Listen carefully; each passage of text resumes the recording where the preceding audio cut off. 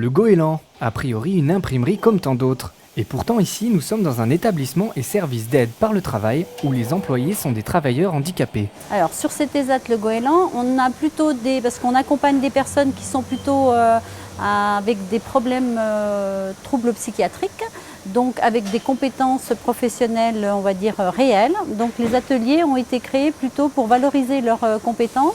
Donc il y a un atelier d'encadrement, il y a un atelier de sérigraphie, un atelier imprimerie et un atelier façonnage où on traite un petit peu différents travaux sur commande.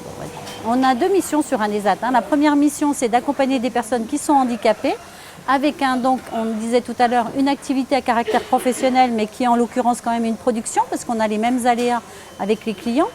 Et puis l'autre activité, c'est plutôt les soutiens en parallèle, c'est-à-dire on les aide par des activités, comme je vous disais tout à l'heure, de l'informatique, du théâtre, enfin, et beaucoup dans cet ESAT des soutiens médico-psychologiques ou des rendez-vous avec leur psychiatre pour les aider dans leur maladie. Pas de pression ou d'obligation de production au goéland. Le financement d'une partie de son budget par l'État permet d'adapter les postes en fonction de l'état de santé de chacun.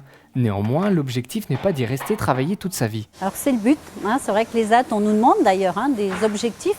Donc c'est de pouvoir les aider à repartir sur le milieu ordinaire. Parce qu'effectivement, quand on est en ESAT, c'est qu'on ne peut pas travailler sur le milieu ordinaire de façon permanente. On peut y rester aussi longtemps, mais aussi de façon non durable. Ça peut être 2, 3 ans, 5 ans. Et de pouvoir, nous on met en moyen des choses, des accompagnements pour pouvoir, alors avec des stages, des mises à disposition en milieu ordinaire, pour qu'ils puissent rejoindre le milieu ordinaire de travail et éventuellement signer un contrat.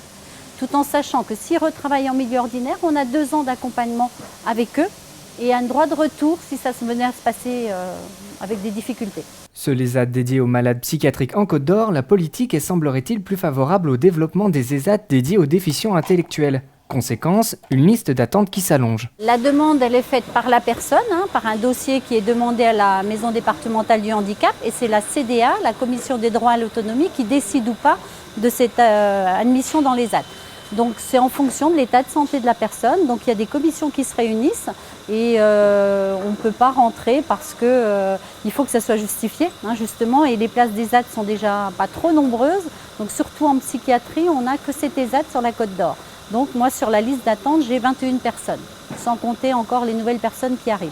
Donc il y a un gros besoin sur ce type d'établissement et on y rentre avec une orientation MDPH qui a une durée de 2 ans, 3 ans, 5 ans et qui est renouvelable en fonction. Il faut qu'on renouvelle au bout de 5 ans avec un rapport justifié.